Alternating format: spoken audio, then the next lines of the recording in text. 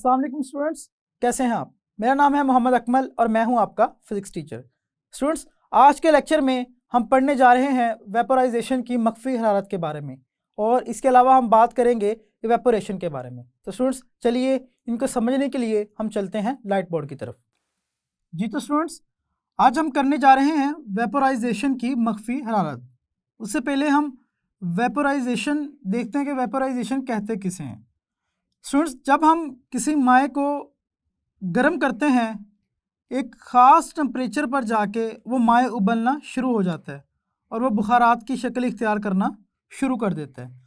Students, माए का माए हालत से बुखारात में तब्दील होना वेपोराइजेशन कहलाता है और जिस टेम्परेचर पर, जिस पॉइंट पर वो बुखारात में तब्दील हो रहा है उसे हम कहते हैं बॉइलिंग पॉइंट।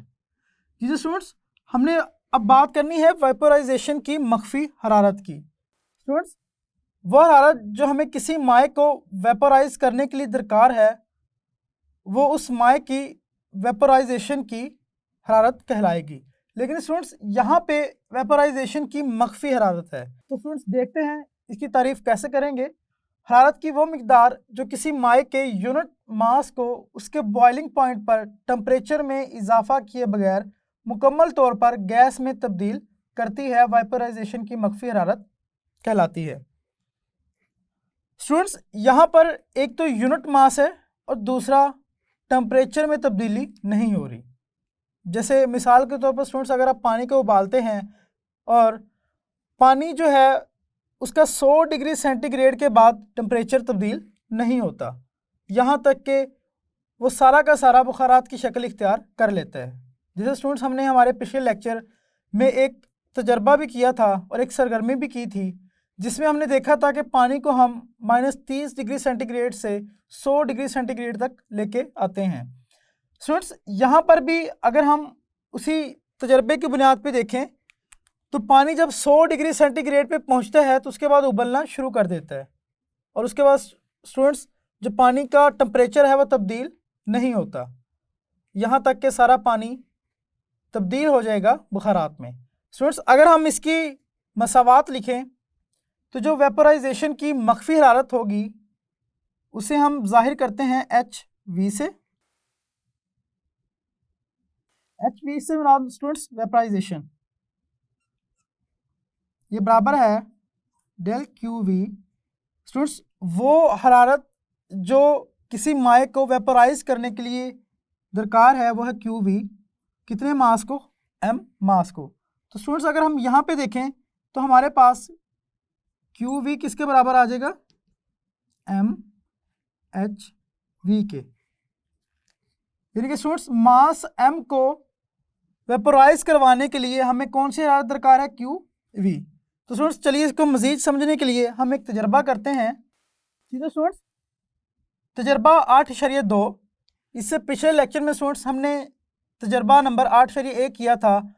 वहाँ पे अगर हम उसी को मज़ीद आगे बढ़ाएं तो 100 डिग्री सेंटीग्रेड पे पानी जो है वो खोलना शुरू कर देता है और उसके बाद बुखारात की शक्ल में तब्दील होता रहता है। स्टूडेंट्स, यहाँ पर अगर हम देखें तो जो बर्फ़ है वो 0 डिग्री सेंटीग्रेड पर पानी में तब्दील होगी, यानी कि 0 डिग्री सेंटीग्रेड पर पानी का और बर्फ़ का टेम्परेचर एक जैसा रहेगा यहाँ तक कि सारी बर्फ़ पानी में तब्दील हो जाए। यही सूरत हाल स्टूडेंट्स यहाँ पे होगी। टेम्परेचर जो है पानी का वो 100 डिग्री सेंटीग्रेड रहेगा यहाँ तक कि वो सारा का सारा भाप में तब्दील हो जाए। तो स्टूडेंट्स, पानी की जो वेपोराइजेशन की मख्फी हरारत है वो होती है 2.26 ज़रब 10 की ताकत 6 जूल फी किलोग्राम। यानी कि 1 किलोग्राम पानी को मुकम्मल तौर पे वेपोराइज करवाने के लिए हमें जो हरारत की मिकदार दरकार है वो है 2.26 ज़रब 10 की ताकत 6 जूल। स्टूडेंट्स, अब हम इस तजर्बे के ज़रिए से पानी की या वेपोराइजेशन की मख्फी हरारत जो है पानी की वो निकालने की कोशिश करते हैं। तो सबसे पहले स्टूडेंट्स अगर हम देखें, हमारे पास जो पानी का टेम्परेचर है 0 से 100 डिग्री सेंटीग्रेड तक तब्दील करने के लिए 0 से 100 डिग्री सेंटीग्रेड तक तब्दील करने के लिए वक़्त वो किसके बराबर है स्टूडेंट्स, टी नॉट के, और ये स्टूडेंट्स बराबर है T3 माइनस T2, यानी कि इस टाइम के फर्क के बराबर। तो स्टूडेंट्स जैसे कि हमने तजर्बा नंबर 8.1 में किया था, हमने बीकर के अंदर एक थर्मोमीटर लगाया था और टाइम के लिहाज से हमने टेम्परेचर में तब्दीली देखी थी। स्टूडेंट्स ये भी उसी तजर्बे की समझ लीजिए आगे की एक शक्ल है। यहाँ पे भी वैसे ही हमने बीकर के अंदर बर्फ़ और पानी रखा, नीचे बर्नर लगाया, एक थर्मोमीटर लगाया और उसकी जो पैमाइशें की हैं टेम्परेचर और टाइम की, उनके ज़रिए से ग्राफ बनाया और उनको इस्तेमाल करते हुए अब हम जो वेपराइजेशन की मख्फी हरारत है पानी की, वो निकालने की कोशिश कर रहे हैं। तो स्टूडेंट्स यहाँ पर जो टाइम का फ़र्क है वो है 4.6 मिनट, क्योंकि स्टूडेंट्स जो वक्त हमें दिया गया टाइम वो दिया गया है मिनट्स में,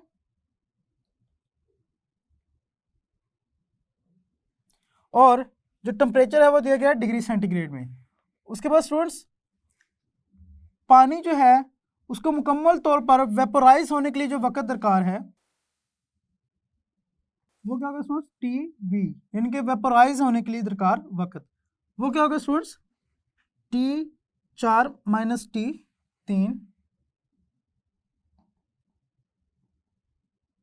24.4 मिनट।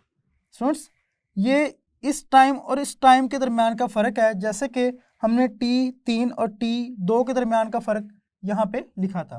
क्यों स्टूडेंट्स, पानी को मुकम्मल तौर पर वेपोराइज करवाने के लिए जो हमें हरारत की मिकदार चाहिए हम उसे कहेंगे Q,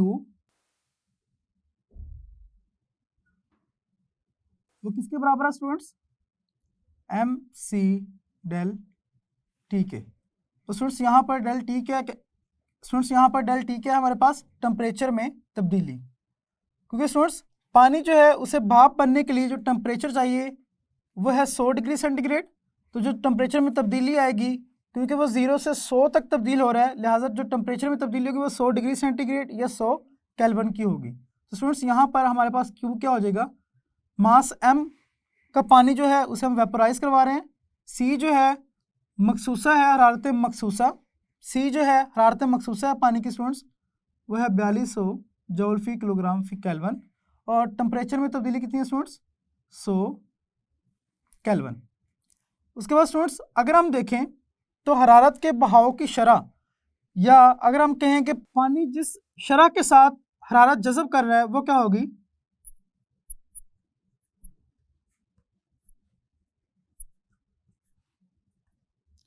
Q/T0, और स्टूडेंट्स कितने टाइम तक जो पानी है वो हरारत लेता रहेगा, यहाँ तक कि सारा जो पानी है वो वेपराइज हो जाए, इनके टाइम TV तक।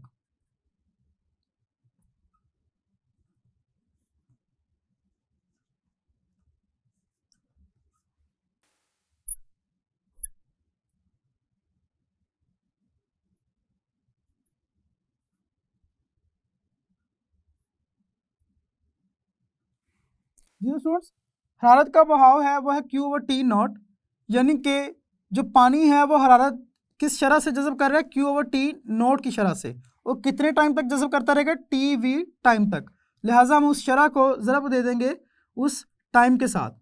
स्टूडेंट्स ये कौन सी हरारत की मिकदार है जो हमें चाहिए पानी को मुकम्मल तौर पर वेपोराइज करवाने के लिए, तो हम कहेंगे ये QV है जो कि बराबर है QTV/T0 के। स्टूडेंट्स अगर हम वेपराइजेशन की मख्फी हरारत की जो मसावात है उसे देखें तो हमें जो हरारत दरकार है वो क्या है, MHV। तो यहाँ पर स्टूडेंट्स हम QV किसके बराबर ले रहे हैं, MHV के, अब बराबर किसके है, QTV/T0। स्टूडेंट्स अब अगर हम देखें Q की कीमत हमने क्या निकाली थी ये, तो यहाँ पर MHV बराबर होगा MTV/T0। स्टूडेंट्स ये M से कट जाएगा और HV किसके बराबर आ जाएगा, 4200 और स्टूडेंट्स यहाँ पर अगर हम देखें जो टी वी है यानी कि टाइम वेपराइजेशन के लिए वो है 24.4 मिनट, और टी नोट की कीमत क्या है स्टूडेंट्स, ये टी ज़ीरो की कीमत क्या है 4.6 मिनट। तो स्टूडेंट्स अगर हम कैलकुलेट करें तो पानी की जो वेपराइजेशन की मख्फी हरारत यहाँ पे हमें इस तजर्बे के ज़रिए से मिल रही है वो होगी 2.23 ज़रब 10 की ताकत 6, और इसका यूनिट क्या होता है स्टूडेंट्स, जाउल फी किलोग्राम। जी तो स्टूडेंट्स हमारे तजर्बे के ज़रिए से हमें पता चला कि जो पानी की वेपराइजेशन की मख्फी हरारत है वो है 2.23 ज़रब 10 की ताकत 6 जाउल फी किलोग्राम, जबकि हकीकी तौर पर जो पानी की वेपराइजेशन की मख्फी हरारत होती है वो होती है 2.26 ज़रब 10 की ताकत 6 जाउल फी किलोग्राम। तो स्टूडेंट्स अब हम चलते हैं इवेपोरेशन की तरफ और देखते हैं कि इवेपोरेशन किसे कहते हैं।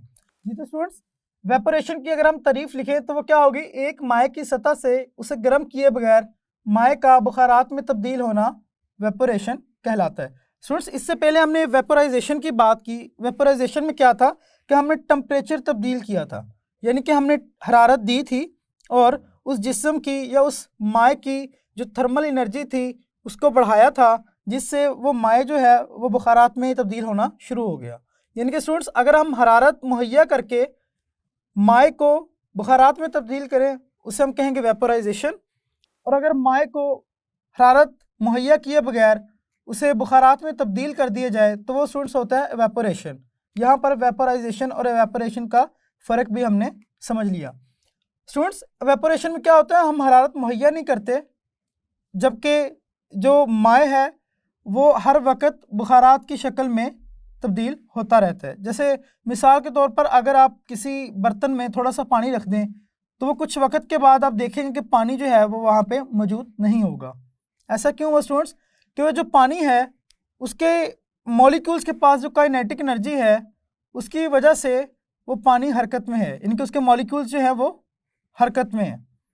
स्टूडेंट्स जिन मॉलिक्यूल्स की एनर्जी ज़्यादा है वो बुखारात की शक्ल में उड़ जाएंगे और इस तरह आहिस्ता आहिस्ता जो सारा पानी है वो बुखारात की शक्ल इख्तियार कर लेगा। स्टूडेंट्स इस तरीके से अगर हम देखें, अगर आपने कभी तजर्बा किया हो, अब अगर आपके हाथ पर थोड़ा सा पानी हो तो थोड़ी देर बाद आपको उसकी ठंडक महसूस होना शुरू हो जाती है, या अगर आपको पसीना आया हो और आप पंखे के नीचे बैठ जाएं तो आपको अपना जिस्म ठंडा होता हुआ महसूस होता है। ऐसा क्यों होता है स्टूडेंट्स, जो पानी हमारे जिस्म के ऊपर मौजूद है वो हरारत लेगा, जज़ब करेगा और एवेपोरेट हो जाएगा। अब स्टूडेंट्स जो ज़्यादा एनर्जी वाले मॉलिक्यूल्स थे वो वहाँ से बुखारात की शक्ल इख्तियार करके उड़ गए हैं, पीछे कम एनर्जी वाले जो मॉलिक्यूल्स हैं वो मौजूद हैं, जिसकी वजह से हमें ठंडक का एहसास होता है। स्टूडेंट्स अगर हम यहाँ पर देखें इवेपोरेशन के अमल में कौन सी चीज़ें जो हैं वो इवेपोरेशन के अमल को मुतासर कर सकती हैं, तो सबसे पहली जो चीज़ है वो है टेम्परेचर। हम कहेंगे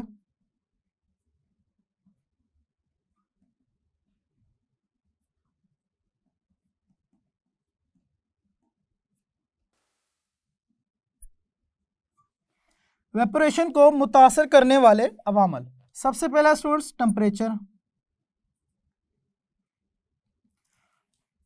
अगर किसी माए का टेम्परेचर ज़्यादा है तो वो जल्दी इवेपोरेट हो जाएगा। मिसाल के तौर पर स्टूडेंट्स अगर आपने कमरे में किसी बर्तन में पानी रखा हुआ है और एक दूसरे कमरे में भी पानी रखा हुआ है, एक कमरे का टेम्परेचर जो है वो ज़्यादा है और दूसरे का कम है, तो आप देखेंगे कि दोनों जो कमरों में जो पानी का बुखारात में तब्दील होने की शरह है वो मुख्तलिफ होगी, क्योंकि स्टूडेंट्स वहाँ पर टेम्परेचर का फ़र्क है। जहाँ पर टेम्परेचर ज़्यादा होगा वहाँ पे जो पानी है वो जल्दी इवेपोरेट हो जाएगा, यानी कि टेम्परेचर ज़्यादा होने से माए जो है वो जल्दी इवेपोरेट होता है और टेम्परेचर कम होने से जो माए है वो ज़्यादा देर से इवेपोरेट होता है। तो स्टूडेंट्स उसके बाद दूसरा जो है वो है माए का रकबा, यानी कि स्टूडेंट्स अगर ज़्यादा जगह पर माए है, मिसाल के तौर पर अगर आपके पास एक बर्तन में इस एरिए का माए है, इनके उसकी सतह का एरिया ज़्यादा है, तो वहाँ पे ज़्यादा मॉलिक्यूल्स के चांसेस हैं तो यहाँ पर स्टूडेंट्स क्या है, ज़्यादा मॉलिक्यूल्स के पास ये चांस है कि वो बुखारात की शक्ल इख्तियार कर लेगा।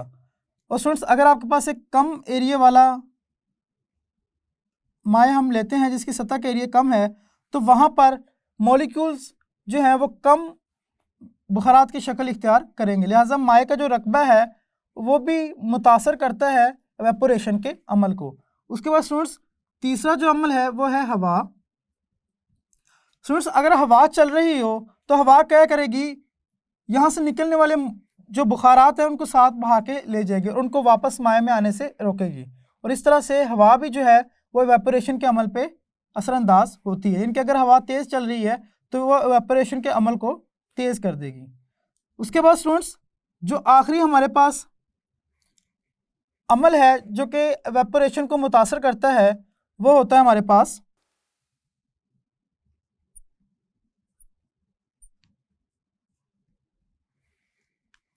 ये। तो स्टूडेंट्स माए की नौयत पे भी ये चीज़ मुनहसिर होती है कि वो किस तरह से एवेपोरेट होगी। मिसाल के तौर पर स्टूडेंट्स अगर आप स्पिरिट लें और उसे अपने हाथ पे रखें तो आप देखेंगे बहुत जल्दी आपको अपना हाथ ठंडा होना महसूस हो जाएगा, क्योंकि वो बहुत जल्दी बुखारात की शक्ल इख्तियार कर लेता है बनिस्बत पानी के। तो लिहाजा स्टूडेंट्स माए की जो नौयत है वो भी असरअंदाज होगी इवेपोरेशन के अमल पे। स्टूडेंट्स रेफ्रिजरेटर्स में पहले जो है CFC जो मटेरियल है वो इस्तेमाल किया जाता था ताकि रेफ्रिजरेटर में ठंडक पैदा की जा सके, मगर पता चला कि वो जो CFC मटेरियल जो इस्तेमाल किया जा रहा है वो हमारी ओजोन लेयर के लिए नुकसानदेह है। उसके बाद उसको तब्दील करके नियोन गैस को इस्तेमाल किया जाने लगा। स्टूडेंट्स रेफ्रिजरेटर्स में गैसेस को माए हालत में तब्दील करके इस्तेमाल किया जाता है और एवेपोरेशन के अमल के ज़रिए से ठंडक पैदा की जाती है। स्टूडेंट्स हमने देखा है कि एवेपोरेशन के ज़रिए ठंडक कैसे पैदा होती है, जैसे हमने मिसाल ली थी अपने जिस्म पर मौजूद पसीने या पानी की, या जैसे हमने आखिर में देखा अगर हम स्पिरिट को अपने हाथ पे रखते हैं तो बड़ी जल्दी एवेपोरेट हो जाएगा स्टूडेंट्स और वो पीछे ठंडक का एहसास छोड़ देगा। इस तरीके से एवेपोरेशन के ज़रिए से ठंडक का एहसास भी होता है। स्टूडेंट्स आज के लेक्चर में हमने वेपोराइजेशन की मख्फी हरारत के बारे में बात की। हमने देखा कि वेपोराइजेशन की मख्फी हरारत होती क्या है कि यह हरारत की वो मिकदार है जो एक यूनिट मास के जो माए है उसको तब्दील करती है बुखारात में, उसका टेम्परेचर तब्दील किए बगैर उसके बॉइलिंग पॉइंट के ऊपर। जैसे स्टूडेंट्स हमने यहाँ पानी में देखा कि बॉइलिंग पॉइंट पानी का 100 होता है, वो टेम्परेचर तब्दील किए बगैर उसको बुखारात में तब्दील कर रही है। उसके बाद स्टूडेंट्स हमने इसकी मसावात देखी और एक तजर्बे के ज़रिए से हमने पानी की जो वेपोराइजेशन की मख्फी हरारत है वो निकाली। उसके बाद स्टूडेंट्स हमने इवेपोरेशन के बारे में पढ़ा कि इवेपोरेशन क्या है, उसकी तारीफ़ की और उन अवामल को देखा जो इवेपोरेशन के अमल को असरअंदाज करते हैं और उन अवामल को देखा जो इवेपोरेशन के अमल पर असरअंदाज होते हैं। जी तो स्टूडेंट्स आज के लेक्चर में हमने वेपोराइजेशन की मख्फी हरारत के बारे में बात की और एक तजर्बे के ज़रिए से हमने पानी की वेपोराइजेशन की मख्फी हरारत भी मालूम की। और इसके अलावा स्टूडेंट्स हमने इवेपोरेशन के बारे में पढ़ा और उन मुख्तलिफ अवामल के बारे में भी पढ़ा जो एवेपोरेशन पर असरअंदाज होते हैं। चलिए स्टूडेंट्स मिलते हैं अगले लेक्चर में, तब तक के लिए अल्लाह हाफिज़।